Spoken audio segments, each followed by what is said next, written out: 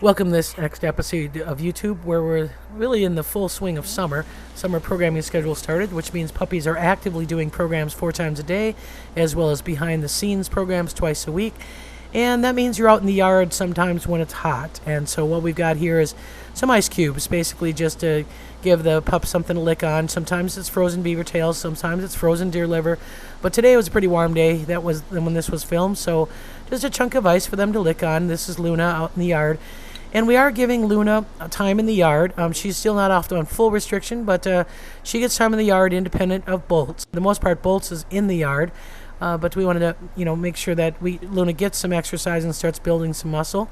So here's Bolts getting his ice block. And again, you can see that there is shade, and if you look on the other side of where Bolts is standing right now, that's actually the kind of the runway to the back of the auditorium, and that's where Luna stays when Bolts has yard time, and then we just switch them and give Luna some yard time.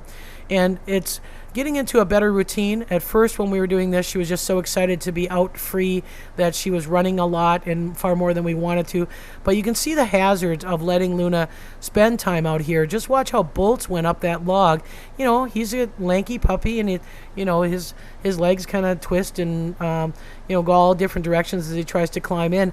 We don't want that for Luna. Luna needs a couple more weeks for that fracture to heal before even just the simplest pup movements can be allowed. So right now she's kind of maintained on a flat surface. Like I say, we do allow her in the yard, but we kind of watch this if she's climbing on the rocks. Well, I put her in the tub actually the other day. I just picked her up, put her in the tub, let her cool off, and then carried her out. So this is kind of the unstable things that we don't want Luna doing, jumping off of rocks, doing typical normal puppy things. So that's the challenge that we have. We anticipate 3 weeks from Tuesday to do a follow-up, and that should be our 8-week post-surgery to be able to make sure that things are going well. And as we said, the last x-rays did reveal some calcium growth on that plate. And so summertime behind the scenes, that means that people are allowed to come back. It's a sign up only, meaning you have a limited number of people that we bring back and are be able to come back and have a protective area that they stay behind, and they sit on some bleachers. And you're seeing Bolts doing extremely well with a crowd of people. Again, we always wonder, how are we doing as far as socialization? Are they tolerant of the sights and sounds of a captive exhibit? And here it shows me that we are doing fairly well. There's always distractions, and this is a beaver tail that we brought out for the pups. Those are necessary distractions. But basically there's laughing, there's talking. I'm narrating this program, and so I'm standing in the yard kind of interacting. And he really has his ears pricked to the side, so he's a little bit uncertain. But he has the ability to back off and go away from the crowd, and that's the nice thing about the way that we manage behind the scenes. He's got some freedom. He can go back towards the adults and be able to lay down and relax. The adults actually have no problem with behind the scenes. Aiden and Denali are extremely well socialized. Behind the scene programs are not a problem for them. They come right up to the edge of the fence. No anxiety whatsoever. So the pup care staff who worked with us in 2008 did an extremely good job on socializing those two wolf pups. We can do fly ointment, we can do brushing, we can do vaccinations, we inspect teeth, we clean ears. They're a great pair of wolves from the standpoint of management. We're going to continue to do this work with Bolts and Luna to make sure that they're at the same caliber of care. So the other thing that we do once in a while is we do put Oscar together. You might notice on the webcam that Oscar is interacting with Bolts. We try to keep him on a leash when he's in the yard, and it's kind of a little cumbersome. I try to keep the leash, so it doesn't dangle too much, because Bolts tends to get tangled up in it.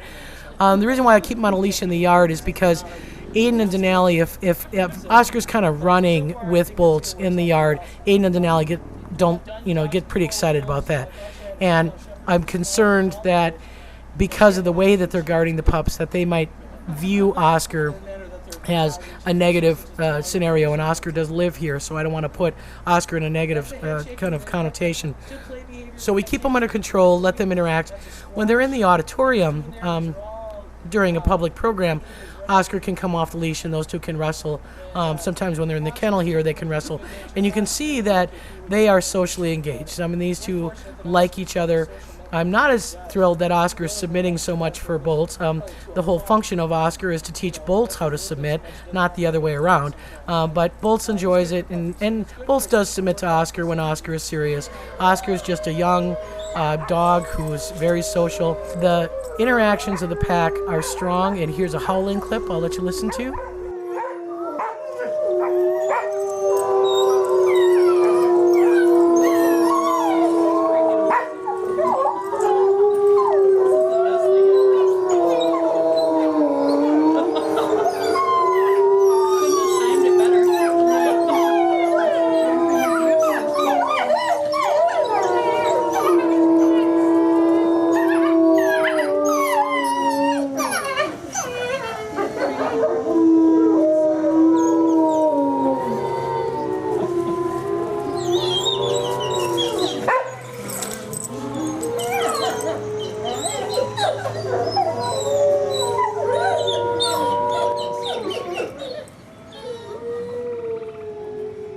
Luna gets some free time in the yard as well.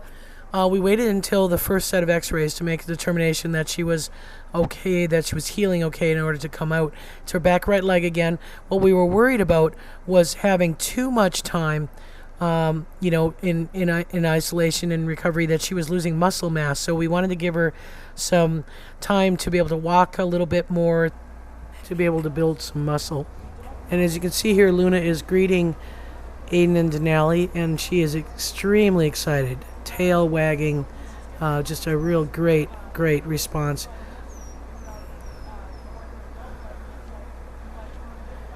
The interesting thing about this greeting is it encouraged Denali to regurgitate for Luna, and those signs of regurgitation is a caregiving behavior and certainly a very strong indication that these wolves are bonded. When we make decisions about Luna's life as an adult and how she progresses from this point on, we not only have to concern ourselves with the physical issues, but we have to consider the psychological and how Luna fits in and where she fits in within the adult exhibit pack. The signs that we have are extremely promising. So in the exhibit pack, just want to report a little bit on the lupus situation.